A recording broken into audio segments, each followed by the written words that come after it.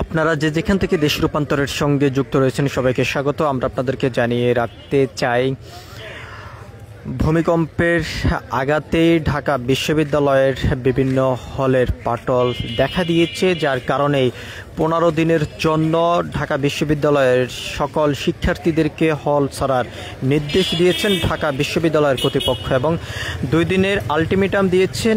আজ শেষ দিনের মতন তারা হল ছেড়ে যাচ্ছেন ঢাকা বিশ্ববিদ্যালয়ের শিক্ষার্থীরা। সেই চিত্রটি আমরা আপনাদেরকে দেখানোর চেষ্টা করছি। আজ বিকাল 5টার মধ্যে হল ছাড়ার নির্দেশ দেওয়া হয়েছে।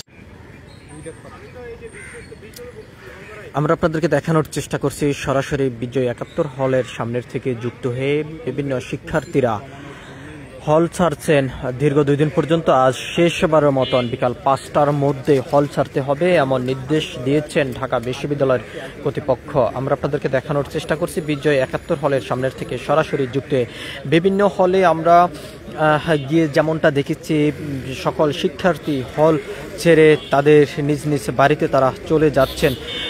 ঠিক এখনও শেষবারের মতন